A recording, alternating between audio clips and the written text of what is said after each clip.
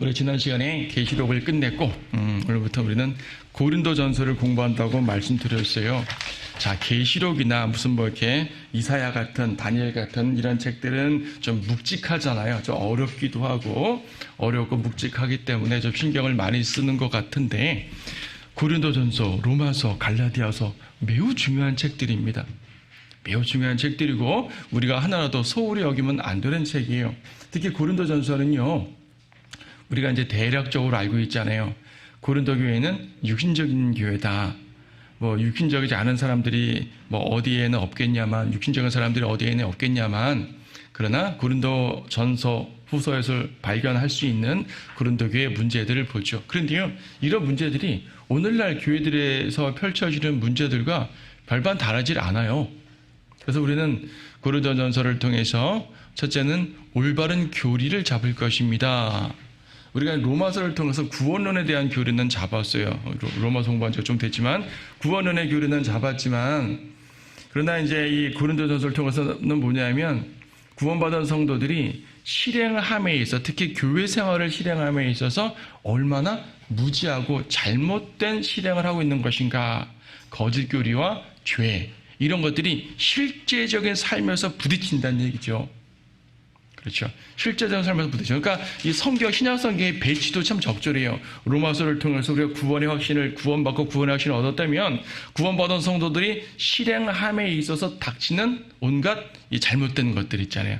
도덕적인 죄뿐 아니라 어떤 이제 거짓 교리라든지 이런 것들을 우리가 바로 잡는 거예요. 바로 잡는 거. 자, 고린도전서는요, 바울이 3차 전도 여행 중에 에베소에서 3년 정도 있게 되는데, 3년 정도 있는 그 끄트머리에 고린도 교회에다가 이제, 고린도 교회 문제를 듣고 편지를 써보는 겁니다. 고린도 교회는 2차 전도 여행 중에 사도 바울이 복음 전파하면서 세워진 교회예요. 사도행전 18장 보면은 2차 전도 여행 중에 고린도에 간 장면 나와요. 17장에 아테네에서 이제 철학자들과 논쟁한 이후에 바로 옆 동네에 있는 아테네 고린도는 좀 멀리 떨어지지 않았어요. 근처에요. 고린도에 갔는데 거기서 열매가 좀 많이 맺어졌죠. 거기서 이제 교회들이 생겼고 바울이 거기서 1년 6개월 정도 사역을 합니다. 1년 6개월 정도 사역하니까 꽤 오랫동안 사역하면서 그때는 오늘날처럼 일주일에 한 번 예배드리러 모이는 것이 아니라 거의 매일 모여서 말씀을 읽고 토론하고 또 가르치고 했었거든요. 얼마나 많이 배웠겠어요. 잘 성장했을 것입니다. 하지만 바울이 그 직을 떠났다가 다시 돌아와 보니 엉망된 모습 보였죠. 다시 돌아온 것이 아니죠. 밖에서 듣지 않니 그렇게 된 거죠. 그래서 편지를 쓴 내용이에요. 그들의 그릇된 행실과 그릇된 교리들을 책망하면서 바로 잡습니다. 그 중에서 고린도전서 1장 오늘 있는 내용은 뭐냐면 육신적 분열을 책망하는 내용입니다. 육신적 분열을 책망하면서 참된 지혜를 제시한다고 나와 있는데 우리가 보면 알지만 고린도전서 1장에서 지식, 지혜 이런 말들이 종종 나오는 걸 보게 될 거예요. 사실 이것이 고린도전서 1장의 주제입니다. 자, 한번 보도록 할까요? 읽겠습니다. 하나님의 뜻에 의해 예수 그리스도의 사도로 부르심을 받은 바울과 우리 형제 소스테네는 고린도에 있는 하나님의 교회 곧 그리스도 예수 안에서 거룩하여지고 성도들로 부르심을 받은 자들과 각처에서 우리 주 즉 그들과 우리의 주이신 예수 그리스도의 이름을 부르는 모든 자에게 편지하노니 하나님 우리 아버지와 주 예수 그리스도로부터 은혜와 평강이 너희에게 있기를 원하노라. 내가 예수 그리스도로 인하여 너희에게 주신 하나님의 은혜로 항상 너희를 위하여 나의 하나님께 감사하노니 이는 너희가 그로 인해 모든 일 곧 모든 말과 모든 지식에 부유해져서 그리스도의 증거가 너희 안에서 확고하게 되어 너희가 아무 은사에도 부족함이 없이 우리 주 예수 그리스도의 오심을 기다림이라. 또한 그분께서 너희를 끝까지 확고하게 지키시어 우리 주 예수 그리스도의 날에 책망할 것이 없게 하시리라. 너희를 그의 아들 예수 그리스도 우리 주의 교제 안으로 부르신 하나님께서는 신실하시도다 라고 말합니다. 자, 여기 보게 되면은요 2절에서 하나님의 교회에게 편지를 보냈다고 말해요. 하나님의 교회. 여러분 하나님의 교회 하게 되면 오늘날 이단 사이버 종파 중에 하나님의 교회라는 그 집단이 있죠. 당연히 그걸 말하는 건 아니죠. 이제 그 집단이 이 구절을 가지고 이렇게 교회 이름을 지었을 거예요. 자, 그들에게 붙일 수 있는 말이 아닙니다. 하나님의 교회라는 말은요 구원받은 그리스도인들이라는 말이에요. 그러니까 지역교회와 그리스도의 몸, 전체적인 그리스도의 몸 중에서 그리스도의 몸 자체를 가리킵니다. 우리는 그리스도의 몸이고 우리 각자는 또 그 몸의 지체잖아요. 지체들인데 지체들은 어디에나 있지 않습니까? 여기 고린도에 있는 그리스도의 지체들에게 그 말이에요. 고린도에 있는 그리스도의 지체들에게, 그걸 고린도에 있는 하나님의 교회에게라고 표현한 겁니다. 이 말은 뭐냐면 서울에 있는 그리스도의 지체에게 그 말이기도 하죠. 좀 좁게 말하면은 송파에 있는 하나님의 지체에게, 송파에 있는 그리스도의 지체에게, 송파에 있는 하나님의 교회에게 그 말입니다. 뒤에 보게 되면요, 다양한 표현이 나오는데 로마서 16장, 바로 앞에 로마서 16장 5절에 보게 되면 또 그들의 집에 있는 교회라는 말도 나옵니다. 그러니까 여러분 집에 교회가 있어요. 지역교회가 있다는 말이 아니잖아요. 그렇죠? 지역교회가 있다는 말이 아니라 어떤 조직체가 갖춰진 교회가 있다는 말이 아니라 그리스도의 몸인 교회의 성도들이 각각 곳에 있는 거예요. 이것을 고린도에 있는 하나님의 교회라 표현한 것이고 에베소에 있는 하나님의 교회, 그렇죠? 빌립보에 있는 하나님의 교회라고 부를 수 있죠. 그렇다고 이것이 지역교회의 이름이라는 말은 아닙니다. 교회의 이름을 꼭 이렇게 져야 된다라는 말은 당연히 아니고 교회의 이름으로 불리는 건 아니지만은 어디에든지 그리스도의 몸의 지체들이 있는 곳을 가리켜 말할 때 이렇게 말해요. 그래서 이제 지역교회를 의미할 때도 이렇게 표현을 쓰는 경우가 몇 군데 나오긴 하지만 하나님의 교회가 무엇이냐 정의를 드린다면 2절에 있는 것처럼 하나님의 교회 곧 그리스도 예수 안에서 거룩하여지고 성도들로 부르심을 받은 자들, 이들이 하나님의 교회인 거예요. 그리스도 안에서 거룩하여지고 성도들로 부르심 받은 자들, 바로 우리들이죠. 구원받은 성도들입니다. 구원받은 성도들이 곧 하나님의 교회다라는 말을 우리가 볼 수 있습니다. 그러니까요, 세상에서 성별한 하나님의 성도라는 것을 아주 강조한 말이에요. 그러니까 교회에 대한 표현이 많잖아요. 그리스도의 몸도 있고 그리스도의 신부도 있고요. 여러 가지 표현들이 있습니다. 여러 가지 표현들이지만 여기서 특히 하나님의 교회라고 말하는 것에 말할 때 다른 교회가 아니라 하나님의 교회라는 말이에요. 왜 하나님의 교회라는 말 굳이 썼을까요? 성경에는 그리스도의 교회들이라는 표현도 나옵니다. 이제 어떤 교파를 말하는 게 아니라 우리가 그 그리스도의 교회인 것이죠. 왜 하나님의 교회라는 말을 썼냐고요? 그냥 교회라고 말해도 되는데 마귀의 교회도 있잖아요. 대주에서 이 표현이 강조된 겁니다. 세상에는 마귀의 교회도 있습니다. 굳이 카톨릭이라는 조직체, 잘 악한 조직체만 말하는 것이 아니라 거짓 교리를 실행하는 잘못된 교회들이 꽤 많죠. 물론 완벽한 교회는 없다 보니까 부분적으로 조금씩 잘못하는 걸 말하는 것이 아니라 아예 잘못된 조직체 있잖아요. 그건 마귀의 교회죠. 이단 교회들, 사이비 교단들, 이건 하나님의 교회가 아니라 마귀의 교회입니다. 우리나라에 있는 하나님의 교회라는 안상원 증인을 하는 그런 가짜 교회 있잖아요. 가짜 사이비. 그건 하나님의 교회가 아니라 마귀의 교회란 말이죠. 그렇죠. 하나님의 교회는 그리스도 예수 안에서 거룩하여지고 성도로 부름받은 예수 그리스도의 보혈로 핏부림받은 성도들이 하나님의 교회라는 사실을, 여러분이 곧 하나님의 교회라는 사실을 기억하시기 바라요. 자, 그래서 이제 그 성도들에게 편지를 하는데 특히 고린도에 있는 성도들에게 편지한다 그 말입니다. 근데 고린도에 있는 성도들뿐만이 아니라 거기 보니까 각처에서 우리 주, 즉 그들과 우리의 주이신 예수 그리스도의 이름을 부르는 모든 자들에게 편지를 하니까 1차적 수신자는 고린도 성도들이지만 그 고린도 성도들이 아니라 하더라도 누구라도 이 편지를 보라 이거예요. 우리에게도 말씀하시는 거죠. 역사적으로 1차적 수신자가 고린도 교회라는 얘기지 모든 시대에 모든 곳에 있는 성도들이 봐야 될 책입니다. 왜? 엄청난 진리들이 있거든요. 많은 교회들이 오해하고 있는 그 오류들에 대해서 엄청나게 중요한 교리들로 가르쳐주고 있거든요. 반드시 알고 반드시 깨달아야 될 책 중에 하나가 바로 고린도전서입니다. 그래서 이제 앞부분에서는 은혜와 평강이 있기를 원한다는 안부 인사를 쭉 전해주고 있고요. 또 4절에서도 하나님께 감사한다는 표현이 있습니다. 아무리 책망을 한다 하더라도 일단 그들로 인해서 감사한다는 표현을 쓰는 거죠. 그들이 모두 잘못된 건 아니니까요. 하나님께서 그들을 지켜주신다는 사실을 전제로 쓰고 있는 겁니다. 근데 5절에 보니까 너희가 그로 인해, 그가 누구냐면 예수님을 말하는 거죠. 너희가 그로 인해, 그분으로 인해 모든 일, 곧 모든 말과 모든 지식에 부요해지기를 바란다고 말하고 있습니다.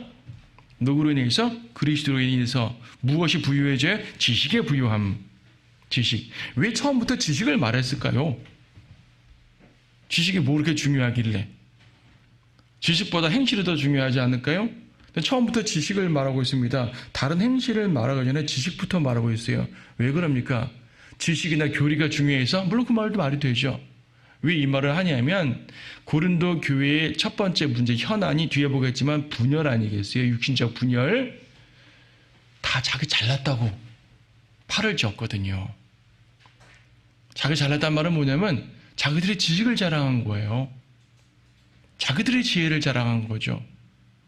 근데 바울은 뭐라 하냐면 너희들의 지식이 충만한 건 참 좋으나 세상 지식이 아니라 그리스도 안에서 지식이 있어야 된다는 걸 강조하는 겁니다. 하나님의 지혜, 그리스도의 지식. 자, 이 하나님의 지혜가 무엇인지는 1장 뒷부분에서 자세하게 언급하고 있습니다. 그들은 자기들의 지식과 자기들의 파벌을 자랑하고 있었는데 그것이 아니라 그들이 정말 자랑해야 될 것이 무엇인지를 언급해주고 있다는 사실이죠. 6절에도 그리스도의 증거 안에서 확고하게 되라고 말합니다. 그리스도의 증거가 뭐예요? 하나님 말씀이잖아요. 그렇죠? 참된 지식은 그리스도입니다. 그리스도를 알아가는 것이 참된 지혜, 참된 지식. 그래서 구약에서도 하나님을 두려워하는 것이 지식의 근본이라고 말씀하고 있는 것처럼 예수 그리스도를 아는 지식이 참 지식이라는 사실을 처음부터, 초반부터 딱 정하고 넘어가는 거예요. 이걸 전제로 하지 않고는 어떠한 성경 공부도 어떠한 교회 생활도 어떠한 신앙생활도 의미가 없습니다. 7절에서는 아무 은사가도 부족함 없이 우리 주 예수 그리스도 오심을 기다림이라고 말합니다. 아무 은사가도 부족함 없다는 말은 뭐냐면 그들이 은사가 많다는 은사에 대해서 자랑한다는 사실을 콕 집어주는 거예요. 은사 문제를 처음부터 건드리는 거죠. 그런데 너희가 정말 은사를 받았어? 그렇다면 그 은사의 모든 종착역은 무엇이냐면 그리스도의 오심을 사모하는 거여야 해요. 고린도전서에서 좀 후에 뒷부분에 설명하겠지만 은사라는 것은요, 교회와 성도들을 섬기는 데 사용되어야 되는 것이고 교회 성도들을 섬기는 것에 대한 궁극적인 모습은 그리스도의 재림을 소망하면서 서로 간에 같은 소망 안에 위로를 얻는 걸 말해요. 그것이 되지 않는 은사는 소용이 없습니다. 그렇죠. 은사란 말은 선물이란 말이거든요. 하나님께서 선물을 주셨단 말입니다. 무엇을 위해서? 섬기라고. 또 무엇을 위해서? 그리스도의 오심을 소망하라고. 섬김을 통해 성도들 모두의 소망의 끈으로 이끌어야 된다는 얘기죠. 자, 8절 말씀은요. 또한 그분께서 너희를 끝까지 확고하게 지키시어 우리 주 예수 그리스도의 날에 책망할 것이 없게 하시리라고 말합니다. 끝까지 확고하게 지키신답니다. 그러니까 끝까지란 말을 통해서 여러분들은 제일 먼저 떠오르는 말이 뭐냐면 끝까지 견디면 구원을 받으리라 생각을 한단 말이에요. 사람들은 끝까지 붙들려고 합니다. 그런데 붙드시는 건 누구예요? 우리가 끝까지 붙드는 겁니까? 주님이 끝까지 붙들어 주시는 겁니까? 본문에 따르면 그분께서 너희를 끝까지 확고하게 지키신다고 말씀합니다. 우리가 붙드는 게 아니에요. 물론 우리도 주님 위해서 헌신하고 주님 위해서 힘써야 되는 건 맞죠. 하지만 본질적으로 하나님과 우리와의 관계에서 본질적으로 끝까지 붙드시는 분은 바로 예수 그리스도 그분입니다. 우리는 그분의 붙드심으로 말미암아 끝까지 갈 수가 있어요. 이건 구원의 영원한 보장을 말하는 것이기도 합니다. 구원의 영원한 보장 말하는 교리적으로는 그걸 말하기도 합니다. 근데 8절 뒷부분으로 보니까 주 예수 그리스도의 날이란 말이 있죠. 성경에는 여러 가지 날에 대한 표현이 나오는데 여기서는 간단히 넘어갈게요. 주 예수 그리스도의 날은 한마디로 말하면 우리가 주님을 만나는 날이에요. 언제 주님 만나죠? 우리가 죽어서 개별적으로 만나기도 하지만 그거 말고 집단적으로 만나는 거 언제입니까? 휴거되는 거. 휴거되어서 그리스도의 심판석에 서는 거. 그래서 휴거부터 그리스도의 심판석, 굳이 말하면 7년 기간을 말하겠지만 이 전체 기간을 그리스도의 날이라고 말해요. 다른 표현으로 주 예수의 날이라고도 말하는데 주님 만나는 날입니다. 쉽게 말해서 주님 만나서 우리의 모든 것들을 계산하는 날이 바로 주 예수 그리스도의 날이에요. 이때 주님 앞에 계산을 할 텐데 그때 책망할 것이 없게 되길 바란다 그 말이죠. 우리가 책망받는 건 백보다 심판이 아닙니다. 우리 계시록 공부했잖아요. 우리가 책망받는 건 백보다 심판이 아닙니다. 우리가 책망받는 건 언제예요? 그리스도의 심판석이죠. 그래서 주 예수의 날이라고 말하는 거예요. 성도들의 책망을 말할 수 있는 부분은 그리스도의 날입니다. 이때 누군가는 책망을 많이 받고 누군가는 책망을 조금 받겠죠. 누군가는 상을 많이 받고 누군가는 상을 적게 받겠죠. 누군가는 상을 못 받을 사람도 있을 것입니다. 그렇게 되지 않도록 주님께서 우리를 견고히 붙드실 테니까 우리도 주님을 신뢰하고 나아가라라는 권면입니다. 권면. 9절에서는 주님께서 부르신다는 말을 하셨어요. 너희를 그의 아들 예수 그리스도 우리 주의 교제 안으로 부르셨다 말하죠. 부르셨다는 말이 몇 번 나오네요. 1절에서 사도로 부르심 받았습니다. 바울은 사도로 부르심 받은 건 사역으로 부르심 받은 거죠. 이건 바울 얘기니까 잠깐 놔두고요. 고린도 교회 성도들만 볼 때 2절에 보니까 성도들로 부르심을 받았다 그러죠. 성도들로 부르심 받았단 말은 무슨 말이에요? 구원받았단 말이에요. 그렇죠? 그러니까 부르심이 사역으로 부르심이 있고 구원으로 부르심이 있어요. 성도로 부르심 받았단 말은 구원받았단 말이죠. 근데 여기서는 9절에서는 교제 안으로 부르심 받았답니다. 여기서 교제는 우리 이제 성도들의 교제라고 볼 수도 있지만 그보다 좀 더 본질적으로 그리스도의 몸 안에서의 교제를 말해요. 그래서 예수 그리스도 우리 주의 교제라 그랬죠. 우리 주의 교제. 우리는 주님의 교제 안으로 들어간 거예요. 그리스도의 몸 안으로 들어갔다는 얘기죠. 자, 바울이 지금 서두에서 말하는 것은 뭐냐면 우리가 그리스도의 구원받고 그리스도의 몸 안으로 들어갔습니다. 나뿐 아니라 여러분 모두가 이 부르심에 들어갔습니다. 이 교제 안에 들어가 있습니다. 하나님과 우리와의 교제가 이루어졌고 또 이 교제 안에 들어와 있는 우리 성도들끼리도 교제 안에 들어와 있습니다. 그러므로 우리가 같은 것을 바라보고 예수 그리스도 안에서 올바른 지식으로 풍요해지면서 서로 섬기는 가운데 주님을 기다리십시다. 이걸 말하는 거예요. 이게 지금 사도 바울이 고린도 전서에서 말하고자 하는 바입니다. 자, 여기까지 보게 되면 아무 문제 없이 일반적으로 성도들을 권면하는 말씀 같아요. 사실 이 말씀을 하고 있는 거예요. 근데 이렇게 되길 원하는데 고린도 교회 모습 보니까 영 그렇지 않거든요. 바라는 모습대로 가진 않거든요. 그러므로 여기에 대해서 이 서론에 대해서 하나하나 끄집어가지고 책망도 하고 바로잡히기도 하고 올바른 교회를 심어주기도 하고 이러는 겁니다. 그래서 우리는 이 본질적으로 그리스도의 몸 안에서의 교제로 부르심받은 이 우리 성도들의 그 모습이 얼마나 감사한지 얼마나 영광스러운지 먼저 기억해야 될 것이고요. 그 영광 안에서 우리가 어떻게 더 나아가야 될까? 우리가 혹시 고린도 교회처럼 잘못하는 건 없는 것인가?를 살펴보는 마음으로 고린도전서를 공부해야 될 겁니다. 자, 10절부터 읽어보죠. 형제들아 이제 내가 우리 주 예수 그리스도의 이름으로 너희에게 권고하노니 너희 모르던 같은 것을 말하고 또 너희 가운데 분열이 없게 하여 같은 생각과 같은 판단으로 온전히 함께 연합하라. 나의 형제들아 클로의 집안의 사람들이 너희에 관하여 내게 전해준 바로는 너희 가운데 다툼이 있다는 것이라. 네, 본격적으로 책망하기 시작하는 거죠.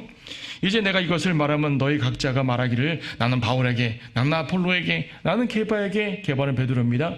난 그리스도께 속한다 라고 함이라. 그리스도께서 나누시느냐? 바울이 너를 위해 십자가에 못 박혔더냐? 아니면 너희가 바울의 이름으로 침례를 받았더냐? 내가 하나님께 감사하는 것은 내가 크리스퍼와 가이오 외에는 너희 가운데 아무에게도 침례를 주지 아니하였습니다. 이는 아무도 내가 내 이름으로 침례를 주었다고 말하지 못하게 하려 함이라. 또 내가 스테파나의 가족에게도 침례를 주었으나 그 외에는 어느 누구에게도 침례를 주었는지 알지 못하노라. 그리스도께서 침례를 주게 하려고 나를 보내신 것이 아니라 복음을 전하게 하려고 보내셨노라. 말의 지혜로 아니함은 그리스도의 십자가가 헛되지 않게 하려 함이라 라고 말합니다. 네. 지금 책망이 나왔어요. 첫 번째 책망이 나왔습니다. 이 책망이 뭡니까? 육신적인 분열입니다. 자, 고린도 교회의 첫 번째 문제는 무엇입니까? 다툼이에요. 11절에 있는 것처럼 다툼. 육신적 분열이죠. 분명히 9절에서 교제 안으로 부르셨다고 말했어요. 10절에서도 온전히 연합하라 라고 말합니다. 온전히 연합해야 정상인데 이들은 싸웠습니다. 분열합니다. 자, 그리스도 안에서 한 몸인데 다투서 되겠느냐라는 책망을 하고 있는 거죠. 여러분, 지금 좀 전에 우리는 그리스도 예수의 날, 주 예수 그리스도의 날을 언급했습니다. 주 예수 그리스도의 날에 책망받지 않아야 돼 라는 권면을 받았는데, 이 권면이 나오는 즉시로 너희들 지금 싸우고 있잖아 라고 말한다는 것은 무슨 말인고 하니, 그리스도 안에서 성도들이 다투고 분열하는 것은요, 그리스도의 심판석에서 책망받을 매우 중요한 죄라는 사실을 아셔야 되는 거예요. 분열했다고 지옥 가는 건 아니겠지만, 그러나 육신적인 분열은 주님께 크게 책망받을 만한 일이라는 사실을 아셔야 돼요. 오늘날 많은 사람들이 다투고 분열하는 것 정도는 무슨 큰 책망이 아닌 줄 알아요. 그냥 교회 생활 열심히 하면 된다고 생각하고, 교회 봉사 잘하면 된다고 생각하고, 개인적으로 말씀과 기도 잘하고, 그렇죠? 심지어 복음도 전하고 이러면은 문제가 없다고 생각을 하는데, 그런 면류관 팍팍 받을 거라고 생각하는데, 그것이 아니라 다른 많은 일들로 주님께 봉사를 했다 하더라도 육신적인 생각으로 자기들의 교만으로 말미암아 분열과 다툼을 하게 되면 그것은 커다란 책망을 받을 만한 일이라는 사실을 아셔야 돼요. 그래서 분열을 말하는 초반부부터 그리스도의 날을 언급하고 있잖아요.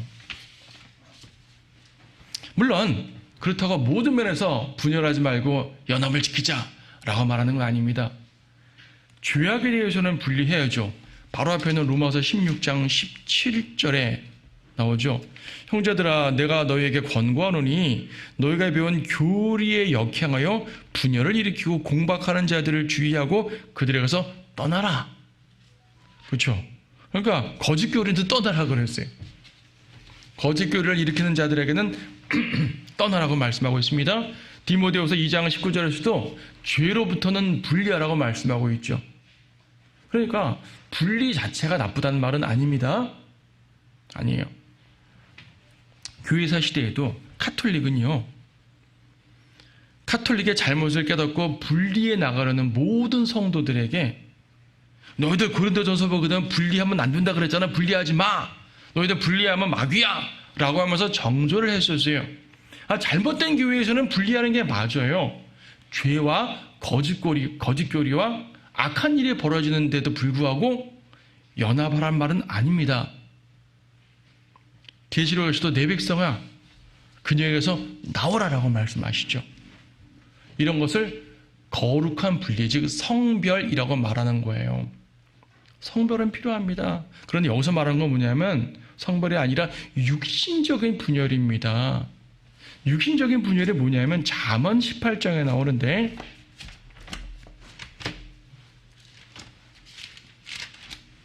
잠언 18장 1절에서 욕망으로 말미암아 스스로 분리된 사람은 모든 지혜를 찾아 혼잡케 하느니라. 욕망으로 말미암아 분리된 사람들, 육신적 분열입니다.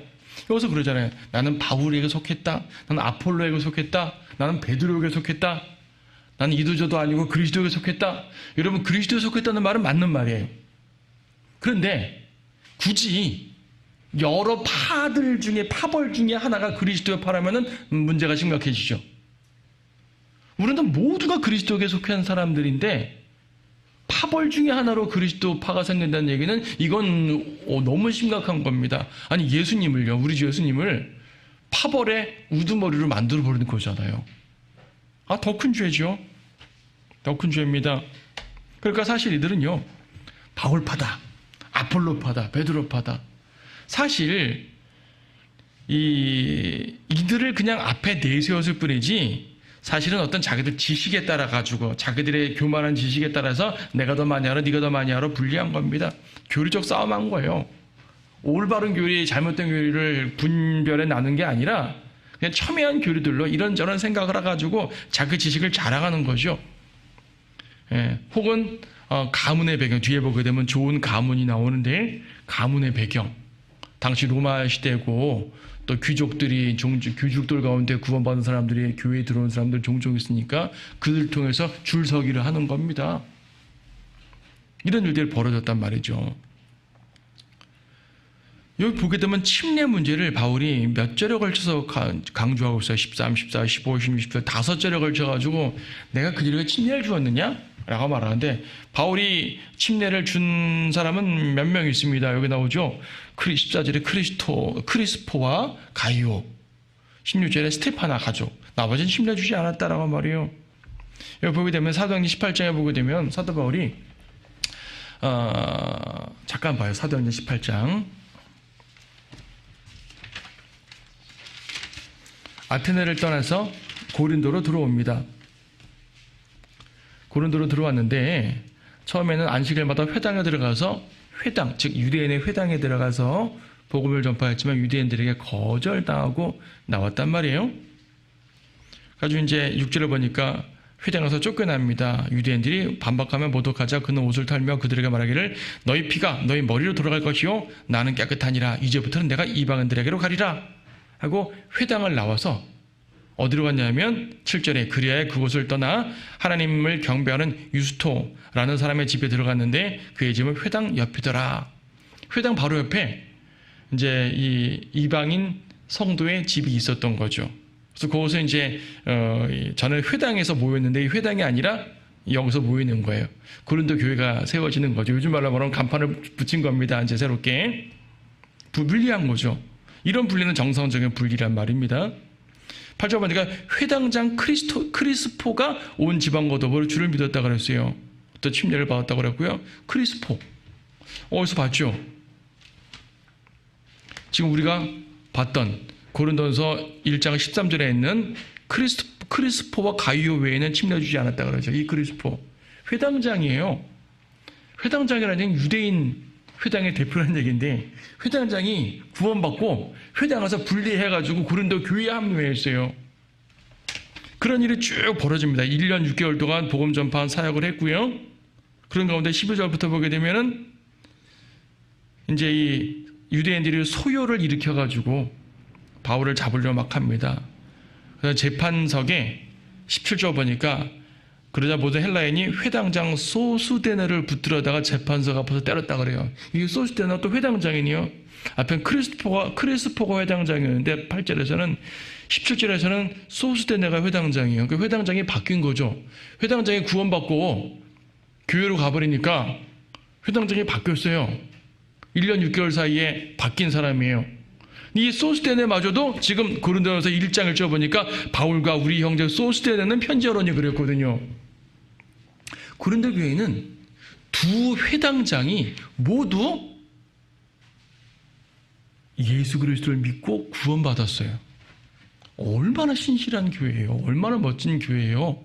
생각해 보세요. 유대인의 대표가 되는 사람이 구원받고 고린도 교회에 합류해가지고 그중 한 명은 바울과 함께 서신을 쓸 정도니까 얼마나 신실합니까? 고린도 교회의 초기 모습은 이랬었어요. 그런데 뒷부분에 변질돼 버린 거죠. 신실한 교회가 변질되는 것은 금방입니다. 그래서 지금 다시 본문으로 돌아와서 사도 바울의 침례 얘기를 쭉 쓰는 거 뭐냐면 너희들이 여러 사람을 대표로 파벌을 만드는데 그 중에 한 파벌이 나겠다? 싫다 이거예요. 자기를 파벌에 우두머리로 둔 게 싫은 거죠. 바울은 자기를 분열의 한 축으로 삼았잖아요. 싫은 거죠. 내가 침례를 많이 줬으면 그 침례 받은 사람들이 모두 다 내 파가 됐을 뻔했는데 차라리 안 되길 잘했다 그 말입니다. 지금 자기는 이 파벌에 우두머리가 되는 게 싫은 거죠. 이 육신적 파벌에 우두머리 되는 게 싫은 거죠. 사실 보세요. 고린도 교회는 이방인 교회, 그리스 땅이에요. 그리스. 성경에 아카야라고 나오는데 아카야 지방은 우리가 지금 말하는 그리스 지역을 말합니다. 아테네, 고린도에는 그리스 지역.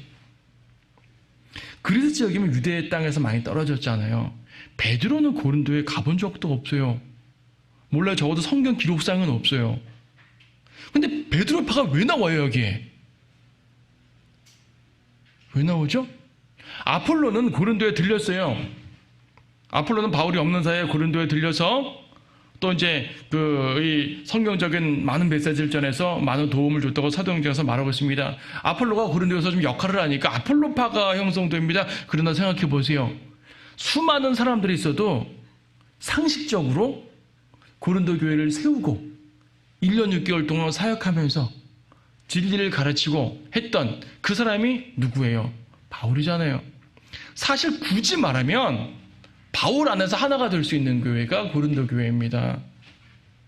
근데 그들은 그렇게 하지 아니하고 바울을 하나의 파의 우두머리로 만들어버리면서 여러 파로 나눠졌죠. 그러니까 이분들이 정말로 베드로의 사상을 정말로 제대로 다 이해해가지고 베드로의 제자된 베드로의 수제자 이런 모든 것들 제대로 다 이해해가지고 베드로파가 됐단 말이 아닌 거예요. 그냥 자기들의 교만한 지식 가운데 베드로를 탁 놓은 거죠. 자기들의 교만한 지식 가운데 누구를 탁 놓은 거예요. 그냥 오늘날도 보세요. 오늘날 많은 사람들이 자기들의 교만한 지식 가운데 누구누구를 탁 놉니다. 자기들의 교만한 지식 가운데 칼빈을 놓고 자기들의 교만한 지식 가운데 러크만을 놓고 자기들의 교만한 지식 가운데 스코필드를 놓고 자기들의 교만한 지식 가운데 누구누구를 왜 놓는 거예요? 대표시키는 거예요. 그래서 성경으로 믿는 몇몇 위대한 설교자들을 탁 제시해놓고 나는 이분들을 따르니까 나는 성경대로 믿는 사람이다 라고 말하는데 우스운 얘기죠. 우스운 얘기예요. 바울은 그런 모든 것들은 중요하지 않고 중요한 건 그리스도의 십자가다라는 사실을 강조하고 있습니다. 지금부터 말하는 게 십자가가 등장해요. 17절부터 십자가가 등장하죠. 17절에서 뭐라 말씀합니까? 나는 침례를 주려고 보내심 받은 게 아니다. 침례를 주려고 보내심 받은 게 아니라 복음을 전하게 하려고 보내심 받은 거다 라고 말씀해요. 침례가 아니라 복음 때문에. 그러니까요, 물론 마태복음에 보면 예수님께서 침례도 명령하셨으니까 침례도 주님 명령은 맞아요. 하지만요, 침례 없는 복음은 가능해요. 침례 못 줄 수도 있어요. 그렇죠. 여러분 거리에서 복음 전파해서 구원시키는데 그들에게 어떻게 다 침례 줍니까? 그렇죠. 사도행전에 보게 되면 구원받은 즉시 침례받는 게 당연하긴 하지만 상황이 그렇지 않을 수도 있다는 얘기예요. 그러니까 침례 없는 복음 전파는 가능하지만 복음 전파 없는 침례는 불가해요. 오늘날 많은 교회들에서 침례도 아니고 세례라는 말을 쓰면서 복음도 제대로 전파되지 않은 상태로 교회 생활 몇 개월 하면 학습 문단 몇 개 해가지고 세례 줘버리는 그런 행태들, 구원의 복음도 제대로 전파되지 않고 구원의 확신도 얻지 못한 상태에서 하는 그런 모습들 주님께서는 싫어하십니다. 싫어하셔요. 침례가 아니라 복음의 핵심이다. 이 복음은 뭐냐? 바로 그리스도의 십자가다 라고 말씀하고 있는 거죠. 17절 쭉 읽겠습니다. 십자가를 전파하는 것이 멸망하는 자들에게는 어리석은 것이지만 구원을 받은 우리에게는 하나님의 능력이라.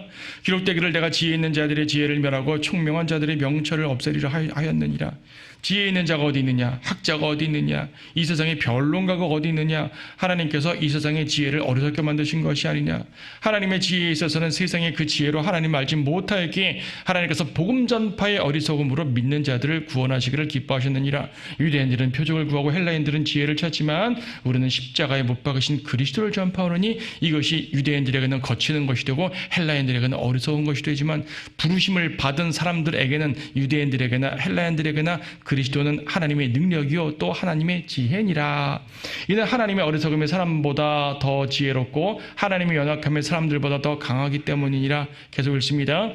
형제들아 너희는 너희의 부르심을 보라. 부르심을 받은 자들은 육신을 따라 지혜로운 자가 많지 않고 권력 있는 자도 많지 않으며 좋은 가문에서 태어난 자도 많지 아니하니라.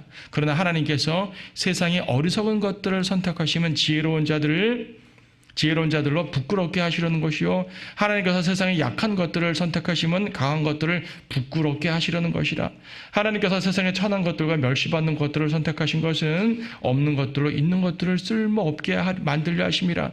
그리하여 아무 육체라도 그분의 면전에서 자랑하지 못하게 되리라. 그러나 너희는 그분께로부터 나서 그리스도 예수 안에 있고 주께서는 하나님께로부터 나셔서 우리에게 지혜와 의와 거룩함과 구속을 주셨으니 기록된 바와 같이 자랑하는 자는 주를 자랑할지니라. 자, 좀 길게 읽었는데 이 부분은 우리가 몇 주 전에 설교한 내용이라서 간단히 넘어가도 될 것 같아요. 참된 지혜는 십자가 못 박히신 예수입니다. 지금 계속 지혜를 말하고 있거든요. 하나님의 지혜, 사람의 지혜. 핵심은 무엇이다? 십자가. 오늘 제목이 십자가를 전파하는 거예요. 십자가를 전파하는 것은 세상에 볼 때는 어리석은 거라고 말합니다. 18절에 멸망하는 자들에게는 어리석은 거지만 구원을 받은 우리에게는 하나님의 능력이라고 말씀하고 있어요. 십자가가 그런 겁니다. 왜 십자가가 누가 볼 때는 어리석고 누가 볼 때는 능력입니까? 여러분, 세상에 볼 때 십자가가 무슨 가치가 있어요? 그 낡은 십자가, 벌거벗은 남성, 채찍 맞은 핏덩이, 줄줄 피만 흐르는 그 모습, 저주받은 모습, 죽음. 이게 뭐죠? 예수 믿으면 저렇게 고난당하는 거예요? 예수 믿으면 십자가 지라 그러니까 저걸 믿는단 말이에요? 멸망하는 자들이 보기에는 어리석은 겁니다. 아니, 신이란 분이, 하나님, 신이란 분이 왜 인간의 모습으로 와가지고 저렇게 고통을 받아? 그리스인들이 볼 때 이해가 안 되는 거죠. 고린도인들이 볼 때 이해가 안 되는 거예요. 고린도인들의 세상적인 철학과 그리스 철학과 그리스도의 사고를 가지고 볼 때는 이해가 안 되는 겁니다. 그래서 23절에서 22절에서 유대인들은 표적을 구하고 헬라인들은 지혜를 찾는다고 하잖아요. 표적을 찾는 유대인들이 보니까 십자가가 거치는 것이 되는 거죠. 거치는 거라는 얘기는 방해물이라는 얘기입니다. 유대인들은 표적을 찾거든요. 표적이 뭐예요? 여러분, 마태복음 16장에서 바리새인들이 예수님께 물었잖아요. 선생님, 표적을 보여주십시오. 하늘로부터는 표적을 보여주십시오. 그 말이 뭐예요? 당신이 메시아라면 어떤 능력을 보여달라, 그 말이거든요. 예수님은 능력을 보일 것이 아니라, 물론 많은 능력을 보였지만 그들의 요구에 따라서 당신이 메시아라면 표적을 보여달라, 능력을 보여달라. 예수님께서는 너희들에게 줄 표적 더 이상 없어. 요나의 표적밖에 없어. 요나의 표적이 뭐예요? 내가 죽고 부활한다. 십자가를 말하는 거예요. 그들에게 거침이 됐는데 주님께서는 거치는 것을 가지고 위대한 일을 하시는 거죠. 헬라인에게는 지혜입니다.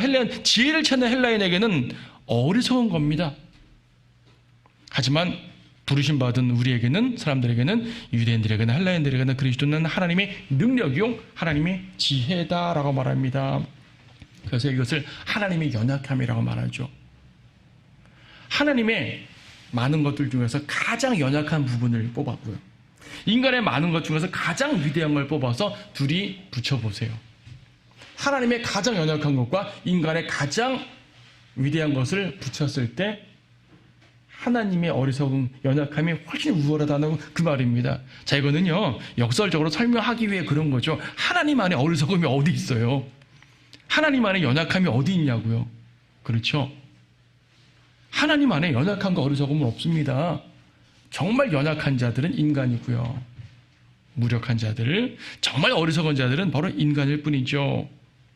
예, 이기적이고 현세적인 세상 지혜로는 절대 이해할 수 없는 것이 바로 십자가에 나타난 하나님의 사랑과 능력과 지혜라는 사실을 아셔야 돼요.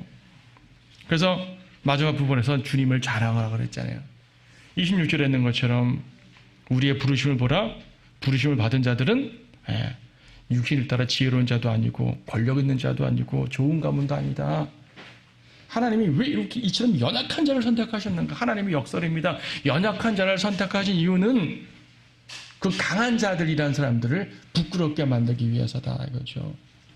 우리가 강해질 수 있는 이유는, 우리가 부유해질 수 있는 이유는, 우리가 풍성해질 수 있는 이유는, 우리가 지혜롭게 될 수 있는 이유는 오직 그리스도 때문이라는 사실을 아셔야 돼요. 여러분들은 세상에서 다른 걸로 위대해지려고 하지 마세요. 다른 걸로 높임 받으려고 하지 마세요. 다른 걸로 인정받으려고 하지 마시고 십자가로 인해서 인정받으려고 하시고 그리스도 주로 말미암아 인정받으려고 하시고 물론 세상은 그걸 인정하지 않겠지만 그리스도 안에서 인정받겠죠.